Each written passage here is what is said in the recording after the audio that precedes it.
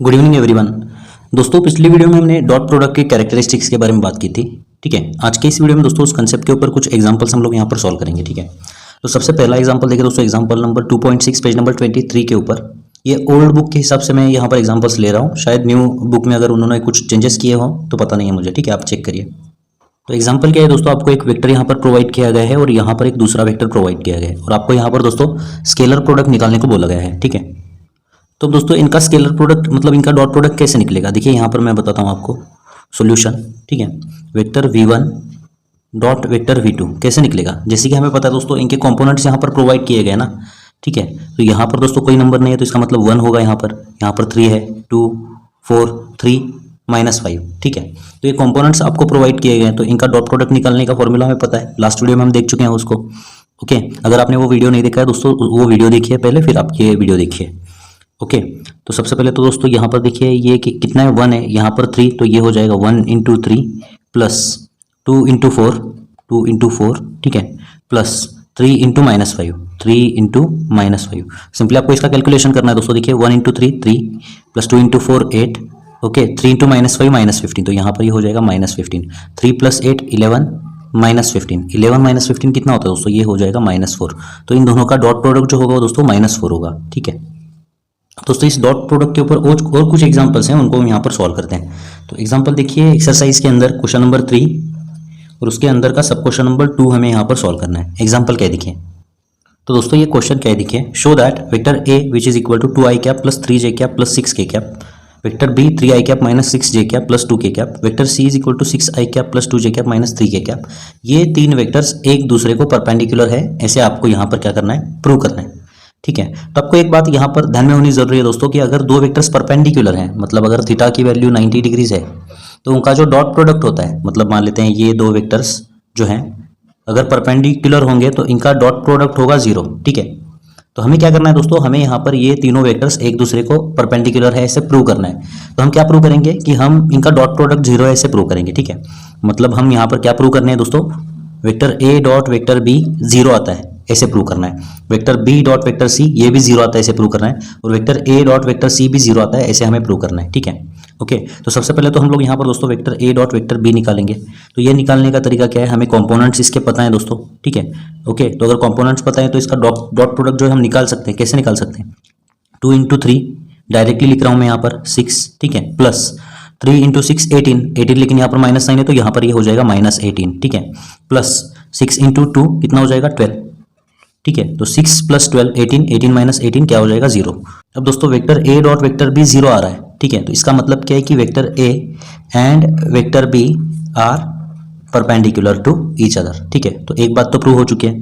अब बात करते हैं दोस्तों वेक्टर बी और वेक्टर सी, इनका डॉट प्रोडक्ट निकालते हैं और ये एक दूसरे को परपेंडिकुलर है कि नहीं चेक करते हैं। ठीक है, तो दोस्तों देखिए यहाँ पर vector B dot vector C हम लोग निकालेंगे। ठीक है, तो वेक्टर बी कितना है दोस्तों, देखिए यहाँ पर इसका कंपोनेंट 3, इसका 6 है, तो 3 × 6 = 18 माइनस ये माइनस साइन है तो यहाँ पर माइनस साइन हो जाएगा, 6 × 2 = 12।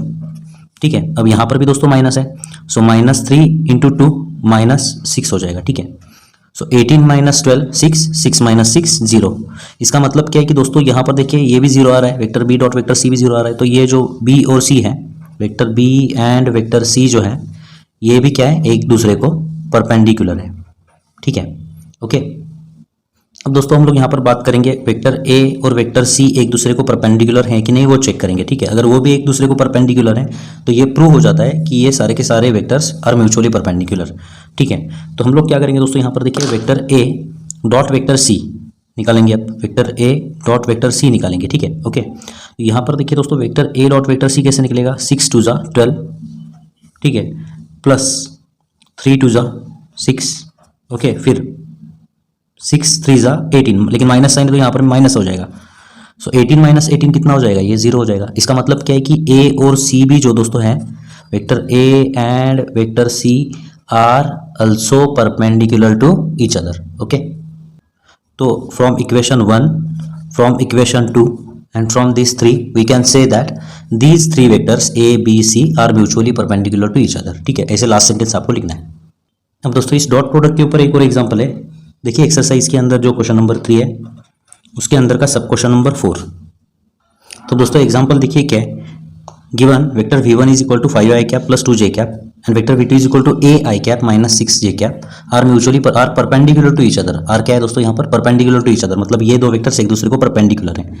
तो आपको यहाँ पर ए की वैल्यू पता करनी है। तो हमें दोस्तों एक प्रॉपर्टी पता है यहाँ पर कि अगर दो वेक्टर्स एक दूसरे को दोस्तों परपेंडिकुलर है तो उनका जो डॉट प्रोडक्ट होगा वो जीरो होगा। मतलब यहाँ पर दोस्तों देखिए vector v1 dot vector v2 क्या होगा, यहाँ पर जीरो होगा क्योंकि ये एक दूसरे को परपेंडिकुलर है। ठीक है, तो जैसे कि हमें पता है दोस्तों कि ये दो वेक्टर्स का डॉट प्रोडक्ट जीरो है, तो हम लोग क्या करेंगे दोस्तों, देखिए यहाँ पर इनका डॉट प्रोडक्ट निकालेंगे vector v1 dot vector v2, ठीक है, इज इक्वल टू, और उसको जीरो के साथ इक्वेट करेंगे और ए की वैल्यू निकालेंगे। ठीक है, तो यहाँ पर इनका डॉट प्रोडक्ट कैसे निकालते हैं दोस्तों, यहाँ पर के कैप है ही नहीं, तो के कैप है ही नहीं तो उसको जीरो के कैप आप बोल सकते हो।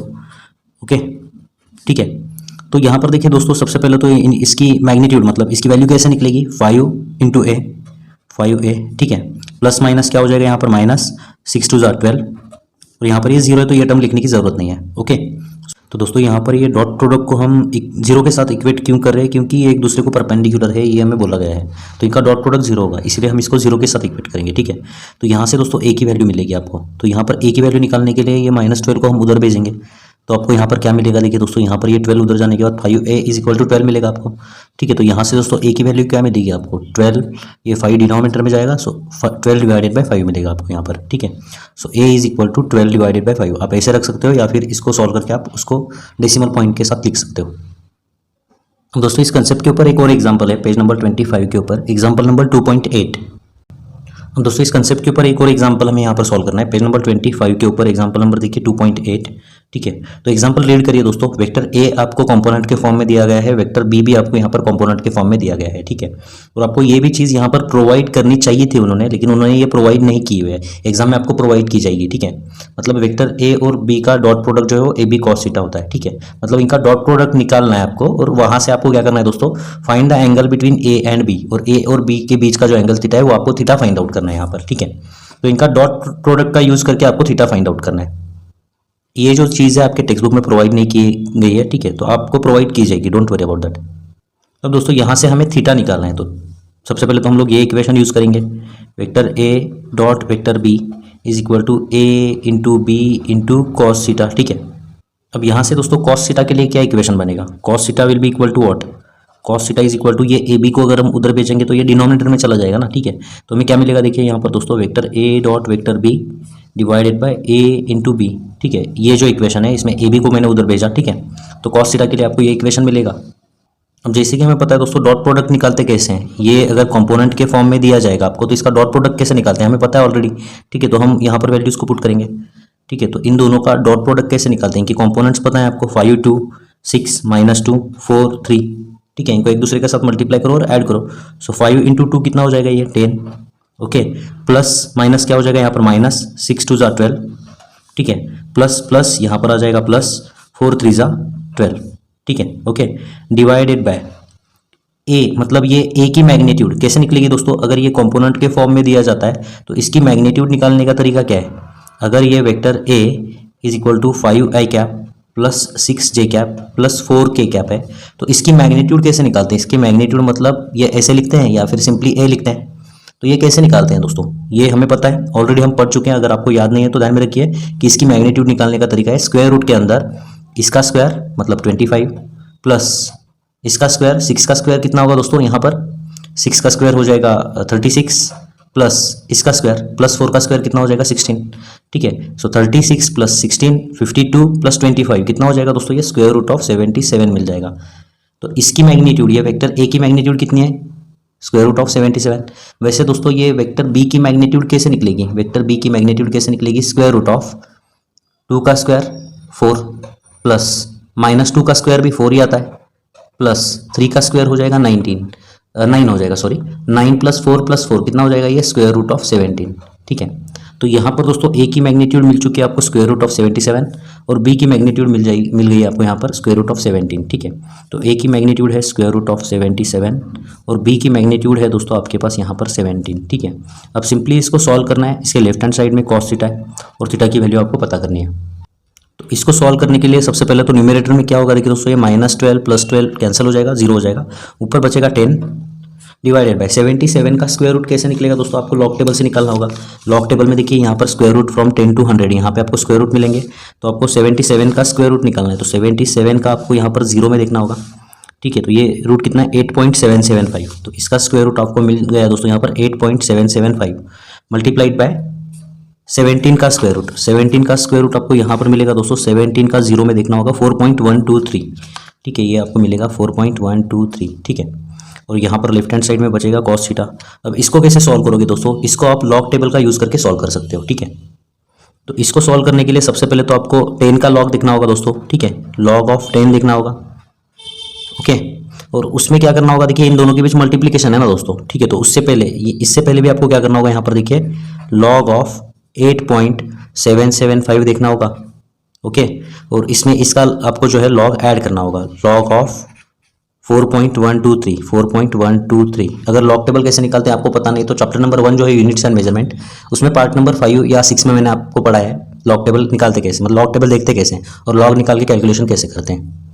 तो हमें क्या करना है, इन दोनों का लॉग यहाँ पर ऐड करना है और जो वैल्यू आएगी, ठीक है, वो वैल्यू ये जो लॉग 10 की जो वैल्यू आएगी उसमें से ये वैल्यू माइनस करनी है, फिर उसका एंटी लॉग देखना है, ठीक है। तो सबसे पहले तो दोस्तों हम देखिए 8.775 का लॉग देखते हैं। तो 8.775 का लॉग टेबल देखने के लिए दोस्तों यहाँ पर देखिए ये जो लॉग टेबल प्रोवाइड किया गया है लॉगरिथम, ये वाला टेबल आपको देखना है। तो सबसे पहले इसकी कैरेक्टरिस्टिक क्या है दोस्तों, अब डेसिमल पॉइंट के पीछे देखिए दोस्तों यहाँ पर एक ही डिजिट है, तो इसकी कैरेक्टरिस्टिक होगी 0, ठीक है। तो 0 पॉइंट। अब दोस्तों आपको क्या करना है, 87 का 7 नंबर का कॉलम और 5 नंबर का मीन डिफरेंस आपको देखना है। तो 87 नंबर आपको ढूंढना है यहाँ पर। 87 का देखिए दोस्तों यहाँ पर 87 का 7 नंबर का कॉलम, 7 नंबर का कॉलम मतलब ये, और मीन डिफरेंस कौन सा ऐड करना है दोस्तों, 5 नंबर का जो कॉलम है उसका मीन डिफरेंस हमें यहाँ पर ऐड करना है, ठीक है, ओके। तो ये 2 हमें ऐड करना होगा, ठीक है। तो यहाँ पर देखिए दोस्तों ये 9430 प्लस 2 कितना होगा, 9432 हो जाएगा। तो ये 9432 मतलब इसका जो लॉग है वो इतना आता है। उसी तरीके से दोस्तों इसका लॉग दिखना है, इसके डेसिमल पॉइंट के पीछे एक ही डिजिट है तो इसकी कैरेक्टरिस्टिक भी 0 आ जाएगी। इसका 41 का जो नंबर है लॉग टेबल में उसका 2 नंबर के कॉलम और 3 नंबर का मीन डिफरेंस हमें देखना होगा। अब 41 कहाँ पे देखिए दोस्तों, 41 आपको दिखेगा यहाँ पर, ठीक है। अब 41 का 2 नंबर का कॉलम, 2 नंबर का कॉलम मतलब ये, वहाँ पे कौन सी वैल्यू है 6149 है, और 3 नंबर का मीन डिफरेंस वहाँ पे क्या है देखिए दोस्तों 3 नंबर है, तो 6149 प्लस 3 6152 हो जाएगा, ये 6152, ठीक है। अब दोस्तों सिंपली हमें क्या करना है, इन दोनों को ऐड करना है। इन दोनों को ऐड करने पर हमें क्या मिलेगा, देखिए यहाँ पर इन दोनों को ऐड करते हैं हम लोग, यहाँ पर लिखते हैं। तो ऐड करने पर 2 + 2 4, ठीक है, 3 + 5 8, 4 + 1 5, ठीक है, 9 + 6 15, 15 से यहाँ पे 5 बचा, ठीक है। एक कैरी किया हमने डेसिमल पॉइंट के इधर 0 + 0 0 और कैरी किया हुआ 1, ठीक है। तो ये 1.5584 मिलेगा आपको, यहाँ पर लिखता हूँ मैं 1.5584, ठीक है। मतलब यहाँ पर ये जो डिनोमिनेटर है इसका लॉग हमने देखा हुआ है 1.5584 है, ठीक है। अब न्यूमरेटर में कितना नंबर है दोस्तों 10 है, तो इसकी कैरेक्टरिस्टिक क्या हुई, डेसिमल पॉइंट यहाँ पर होगा, डेसिमल पॉइंट के इधर 2 डिजिट्स हैं, 2 डिजिट्स मतलब कैरेक्टरिस्टिक हुई 1, ठीक है। और डेसिमल पॉइंट के बाद हमें क्या करना है, यहाँ पर देखिए 10 के आगे कुछ नहीं है, तो 0 नंबर का कॉलम 0 नंबर का मीन डिफरेंस, ठीक है। तो 10 कहाँ पर है देखिए दोस्तों यहाँ पर है, और 0 नंबर का कॉलम 0 0 0 0 होगा और मीन डिफरेंस ऐड नहीं करना है, तो यहाँ पर आगे क्या होगा 0 0 0 0 लिखना होगा आपको, ठीक है। अब ये जो नंबर है दोस्तों ये इसका लॉग है और ये जो नंबर है ये इसका लॉग है, ठीक है, ओके। अब इन दोनों का आपको कैलकुलेशन करना है, तो ये जो लॉग है इसमें से इसको माइनस करना होगा, ठीक है। यहाँ पर करेंगे हम, देखिए 1.0000 माइनस हमें क्या करना होगा 1.5584। अगर ये इसमें से हम ये माइनस कर दें, ठीक है, तो हम इसका कैलकुलेशन कर रहे हैं, ठीक है। तो 10 - 4 कितना होगा 6, एक उधर गया, 9 - 8 1, एक उधर गया, यहाँ पर देखिए 9 - 5 4, फिर से एक उधर गया, यहाँ पर 9 - 5 4, यहाँ का एक उधर गया, मतलब यहाँ पर 0 बचा, 0 - 1 कितना होगा यहाँ पर -1 लिखते कैसे हैं दोस्तों, बार 1 ऐसे लिखते हैं, ठीक है, ओके। -1 लिखने का तरीका क्या है दोस्तों, बार 1 ऐसे लिखते हैं हम लोग। तो यहाँ पर दोस्तों हमें जो नंबर मिला है इसका अब हमें क्या दिखना है, इसका अब हमें यहाँ पर एंटी लॉग देखना है। अगर इसका एंटी लॉग लिखोगे तो वो इसका आंसर होगा, ठीक है, ओके। तो दोस्तों यहाँ पर ये जो नंबर है इसका एंटी लॉग देखने के लिए ये 0.44 का 1 नंबर का कॉलम और 6 नंबर का मीन डिफरेंस देखना होता है, और ये डेसिमल पॉइंट के लेफ्ट हैंड साइड में जो नंबर है उसका क्या करना है मैंने आपको ऑलरेडी बताया हुआ है, ठीक है। तो सबसे पहले 0.44 सर्च करते हैं एंटी लॉगरिथम का टेबल। देखिए यहाँ पर एंटी लॉगरिथम का टेबल जो है 0.44 यहाँ पर सर्च करते हैं। कहाँ पर देखिए 0.44 यहाँ पर है, उसका 1 नंबर का कॉलम मतलब ये 1 नंबर का कॉलम है, तो यहाँ पर 2761 होगा, ठीक है। और इसमें 6 नंबर का मीन डिफरेंस ऐड करना है। 6 नंबर का मीन डिफरेंस है यहाँ पर दोस्तों 4, ठीक है। सो 2765 हो जाएगा ये, ठीक है। तो यहाँ पर ये आपको मिलेगा 0.2765 मल्टीप्लाइड बाई ये जो नंबर है इसका क्या करना है, multiplied by 10 to the power, यहाँ पे वो पावर लिखनी है जो इसके अगला नंबर होगा। सो -1 के अगला नंबर क्या होता है, 0 होता है दोस्तों। -2 मत लिखिए, -1 के अगला नंबर क्या होता है, 0 होता है। -1 से आगे का नंबर कौन सा है, 0 है, तो यहाँ पर लिखना होगा 0। सो 10 टू द पावर 0 क्या होता है, 1 होता है, ठीक है। तो ये जो आंसर होगा आपको मिलेगा 0.2765 इंटू 1 मतलब 0.2765। तो यहाँ पर दोस्तों आपको देखिए कॉस थीटा की वैल्यू मिल चुकी है। कॉस थीटा कितनी मिली है यहाँ पर 0.2765, ये आपको यहाँ पर मिल चुका है, ओके। अब यहाँ से दोस्तों थीटा की वैल्यू कैसे मिलेगी, theta is equal to what, ये कॉस अगर उधर जाता है तो आपको यहाँ पर ये मिलेगा कॉस इनवर्स ऑफ 0.2765 और इसको आपको सॉल्व करना है तो आपको थीटा की वैल्यू मिल जाएगी। तो दोस्तों theta is equal to cos inverse of 0.2765, ये अगर हमें निकालना है तो हम कैसे निकालेंगे दोस्तों, यहाँ पर आपको नेचुरल कोसाइंस का टेबल लिखना होगा, ठीक है। देखिए ये लॉग टेबल के अंदर नेचुरल कोसाइंस का टेबल है, तो यहाँ पे दोस्तों आपको ये जो नंबर है ना, ये जो नंबर है इसका ये नंबर ढूंढना है आपको। ये नंबर अगर नहीं मिलता है तो इसके अगला नंबर ढूंढना है आपको, ठीक है, ओके। तो यहाँ पर दोस्तों ये नंबर मिलता है क्या, देखिए 0.2765, 0.2765 कहाँ पर है, देखिए दोस्तों यहाँ पर ये 0.8 है, ठीक है, फिर ये 0.7, ओके। यहाँ पर देखिए दोस्तों 0.2765 कहाँ पर है, देखिए तो ये 0 पॉइंट देखिए यहाँ पर दोस्तों 0.2765, तो 2765 यहाँ पर दोस्तों देखिए नहीं है, 0.2773 है, उसके बाद डायरेक्टली दोस्तों 2756 है, ठीक है। तो हमें क्या करना है दोस्तों, उसके अगला नंबर लेना है, मतलब हमें ये नंबर सेलेक्ट करना है 2773, ठीक है। तो इसके रिलेटेड कितने डिग्रीज हैं, 73 डिग्रीज, और इसके रिलेटेड मिनट्स कितने दोस्तों, 54 मिनट्स। इसको नोट डाउन करना है, 73 डिग्रीज और 54 मिनट्स, ठीक है। फिर उसके बाद क्या करना है, देखिए दोस्तों यहाँ पर आपने ये नोट डाउन किया। अब दोस्तों ये 0.2773 इसमें से कितने माइनस करने होंगे आपको, कितना सब्ट्रैक्ट करना होगा ताकि आप इस नंबर तक पहुंच सको। तो इन दोनों के बीच का डिफरेंस कितना है, 73 और 65 मतलब 8 का डिफरेंस है, ठीक है। तो 8 का मीन डिफरेंस यहाँ पर होगा ना, ठीक है। ये 8 आपको यहाँ पर सब्ट्रैक्ट करने होंगे इसमें से ताकि आप उस नंबर तक पहुंच सको। तो ये 8 का जो मिनट्स है ना यहाँ पर, ये 3 मिनट्स, ये 3 मिनट्स इसमें ऐड करने होंगे, ठीक है, ओके। तो अगर ये 3 मिनट्स आप इसके अंदर ऐड करते हो तो आपको आंसर क्या मिलेगा, देखिए यहाँ पर 73 डिग्रीज 54 प्लस 3 57 मिनट्स, ये आंसर आपको मिलेगा, ठीक है। मतलब ये थीटा की वैल्यू कितनी मिलेगी दोस्तों आपको यहाँ पर देखिए 73 डिग्रीज और 57 मिनट्स। यहाँ पर मैंने मीन डिफरेंस सब्ट्रैक्ट क्यों किया दोस्तों, क्योंकि मीन डिफरेंस यहाँ पर लिखा हुआ है, देखिए मीन डिफरेंस आपको सब्ट्रैक्ट करना है। इसका मतलब क्या है कि ये नंबर के आगे का नंबर आपको ढूंढना है और जो डिफरेंस है उसको सब्ट्रैक्ट करना है, ठीक है। फिर जो मिनट्स हैं वो मिनट्स को आपको ऐड करना है यहाँ पर, ठीक है, मिनट्स को ऐड करना है लेकिन मीन डिफरेंस को सब्ट्रैक्ट करना है। सिर्फ कॉस के लिए, नेचुरल कोसाइंस के लिए ऐसे करते हैं हम लोग, ठीक है। और नेचुरल साइंस और नेचुरल टेंजेंट्स के लिए नॉर्मली हम जैसे लॉगरिथम में करते हैं वैसे ही करते हैं, ठीक है। तो यहाँ पे दोस्तों ये वाला एग्जाम्पल खत्म होता है और इसी के साथ साथ जो डॉट प्रोडक्ट के एग्जाम्पल्स हैं वो सारे एग्जाम्पल्स खत्म होते हैं। नेक्स्ट वीडियो में दोस्तों हम लोग क्रॉस प्रोडक्ट के बारे में बात करेंगे। तो मिलते हैं दोस्तों आपसे अगली वीडियो में। धन्यवाद। चैनल को प्लीज सब्सक्राइब करिए और वीडियोस को ज़्यादा से ज़्यादा अपने दोस्तों के साथ शेयर करिए।